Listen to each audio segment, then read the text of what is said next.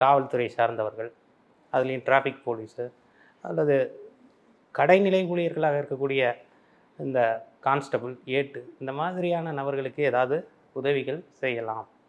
அடுத்தது கூர்க்கா, அப்புறமா வந்து பாதுகாப்புத்துறை சார்ந்தவர்கள், இராணுவ வீரர்கள், ம். அப்புறமா வந்து ஏடிஎம் செக்யூரிட்டி எல்லாமே வந்து செவ்வாயில் தான் வருவாங்க.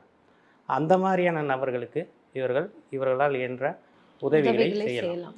ஒரு டிராஃபிக் போலீஸ் இருக்கார், அவர் அரசு வேலை பார்க்கக்கூடிய நபர் தான்.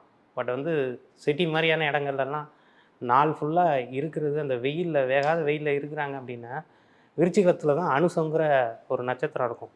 நீங்கள் போய் அவருக்கு ஒரு கொடையை வாங்கி கொடுத்தீங்கன்னா கூட அது உங்களுக்கு வருமானத்தை தரக்கூடியதாக வேலை செய்யும். ஏன்னா அந்த காரகத்துவத்தை நீங்கள் ஏற்குறீங்க, அந்த கிரகத்தோட இதை வந்து தன்மையை வந்து நீங்கள் செயல்படுத்துகிறீங்க. அவ்வளோதான் விஷயம். அப்படி பண்ணணும். அப்புறம் முருக வழிபாடு செய்து கொண்டே இருக்க வேண்டும். முருகன் அடியவர்களுக்கு, முருக பக்தர்களுக்கு உதவிகள் செய்ய வேண்டும்.